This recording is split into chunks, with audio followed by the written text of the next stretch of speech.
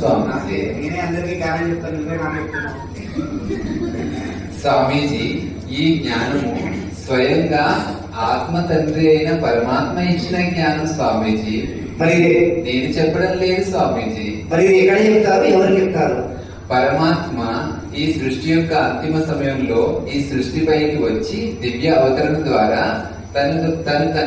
తన జ్ఞానాన్ని, ఆత్మ జ్ఞానాన్ని, సృష్టి జ్ఞానాన్ని అంతా మనకు ఇచ్చి పతితమైన మన ఆత్మను పావనంగా చేయడానికి ఈ సమయంలో వచ్చారు స్వామీజీ. అంటే మాలాంటి పండితులు కూడా చెప్తారా?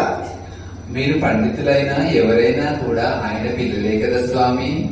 ఎక్కడ మరి చిరునామా ఏమైనా ఉన్నదా? ఎక్కడికి వెళ్ళాలి? ఆయన పరంధామ నివాసి, ఆయన భూలోకానికి వచ్చారు స్వామీజీ.